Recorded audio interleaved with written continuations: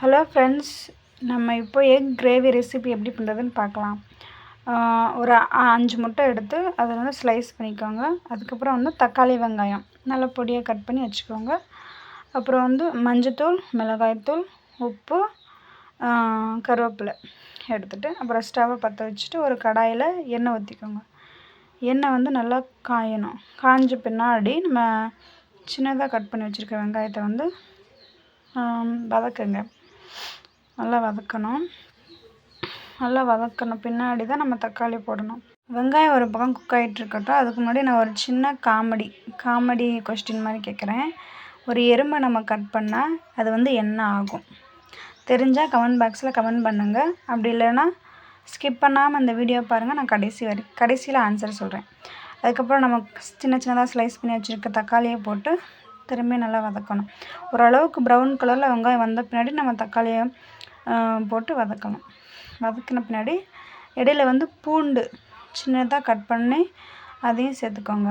பூண்டு வந்து நான் இன்க்ரீடியன்ஸில் சேர்க்கலை. அதுக்கப்புறம் கடைசியாக தான் சேர்த்துருக்கேன். வெள்ளை பூண்டு வந்து ஓரளவு குக்கான பின்னாடி கருவேப்பிலை சின்னதாக கட் பண்ணி சேர்த்துக்கோங்க. சேர்த்துட்டு நல்லா வதக்கி விடணும். வதக்கிட்டு இது எல்லாமே ஓரளவு குக்காகி நல்லா வந்து வதங்கி இருக்கணும். அப்போ தான் கொஞ்சம் நல்லா டேஸ்ட்டு கிடைக்கும்.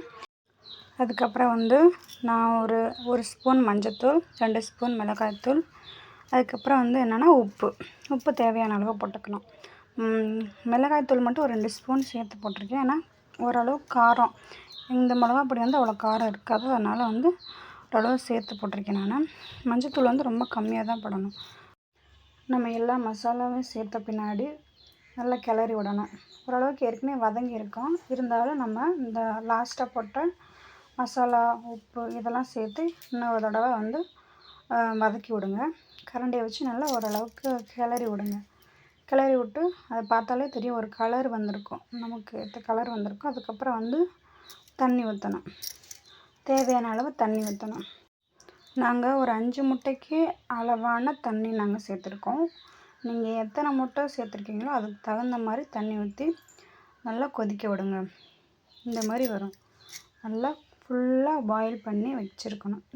நம்ம பாயில் பண்ணி வச்சுருக்கோம். அதை வந்து சின்னதாக ஸ்லைஸ் பண்ணி வச்சுருக்கோம். முட்டையை ஸ்டார்டிங்காக நான் காமிச்சிருக்கேன். அதை வந்து ஒன்றா எடுத்து போடணும். ஒன்றா எடுத்து போடுறப்ப அந்த மஞ்சள் கரு உள்ளே இருக்கிறத வந்து கரையாமல் பார்த்துக்கணும். அதை வந்து நம்ம மெதுவாக போட்டால் தான் அது வந்து உடையாது. ஸ்லோவாக வந்து முட்டை வந்து நல்லா மெதுவாக தள்ளி விடுங்க. ஓரளவுக்கு நல்லா குக்காகி வரணும். அதுக்கப்புறம் தான் நம்ம எடுக்கணும்.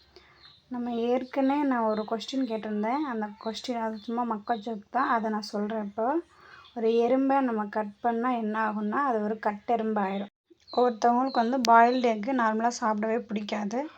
அதனால் இந்த மாதிரி செஞ்சு சாப்பிடுங்க, நல்லாயிருக்கும். இந்த மாதிரி நீங்கள் முட்டை கிரேவியை வச்சு சாப்பாடோடு பிசைஞ்சு சாப்பிட்டா இன்னும் நல்லா டேஸ்ட்டாகவும் இருக்கும்.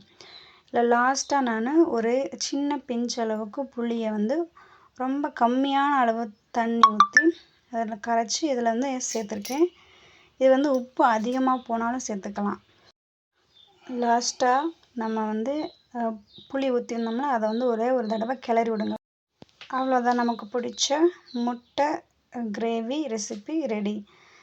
அது உங்களுக்கு பிடிச்சிருந்தா லைக் பண்ணுங்கள், ஷேர் பண்ணுங்கள், கமெண்ட் பண்ணுங்கள். மறக்காமல் சப்ஸ்கிரைப் பண்ணுங்கள். சப்ஸ்கிரைப் பண்ணிவிட்டு பெல் ஐக்கானை ப்ரெஸ் பண்ணிக்கோங்க.